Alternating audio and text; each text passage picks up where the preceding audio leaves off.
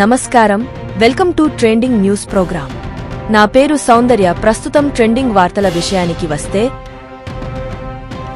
రాబోయే పార్లమెంటు ఎన్నికలను నరేంద్ర మోదీతో యుద్ధంలా భావించాలని, ఇందులో కాంగ్రెస్ను గెలిపించేందుకు కార్యకర్తలు కృషి చేయాలని తెలంగాణ ముఖ్యమంత్రి రేవంత్ రెడ్డి పిలుపునిచ్చారు. తెలంగాణలో ఉన్న 17 సీట్లు గెలుస్తామని, కేరళలోనూ 20 సీట్లు గెలిపించి దేశంలో ఇండియా కూటమికి అధికారం ఇవ్వాలని కేరళ కాంగ్రెస్ పార్టీ చేపట్టిన సమరాగ్ని ప్రజాందోళన యాత్ర సందర్భంగా తిరువనంతపురంలో గురువారం నిర్వహించిన సభలో రేవంత్ రెడ్డి పాల్గొని మాట్లాడారు. కేరళలోని కమ్యూనిస్టు సర్కారు తెలంగాణను పాలించిన భారాస మాదిరి అవినీతి ప్రభుత్వం. ఇక్కడి ముఖ్యమంత్రి పినరయి విజయన్ నీతిమంతమైన పాలన అందిస్తుంటే కేసీఆర్ను ఎందుకు కలిశారు? అవినీతితో డబ్బు ఎలా సంపాదించాలి, ఇతర పార్టీల నాయకులను ఎలా వేధించాలో నేర్చుకునేందుకే ఆయన కేసీఆర్ వద్దకు వెళ్లారు. వారిద్దరూ అత్యంత అవినీతిపరులు అని రేవంత్ ఆరోపించారు.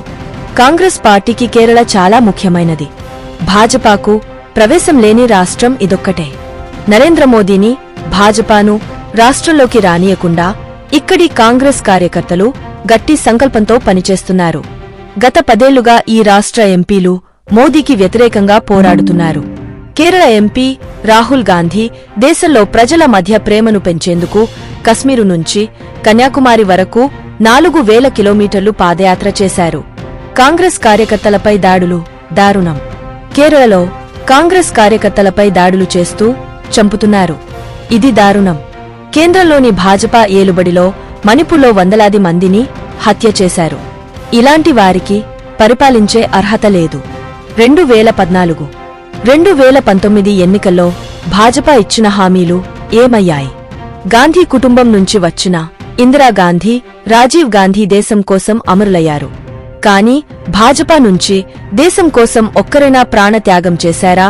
ఆ పార్టీ ప్రారంభమైంది 1981లో. దానికి స్వాతంత్ర్య పోరాటంలో ఎలాంటి పాత్ర లేదు.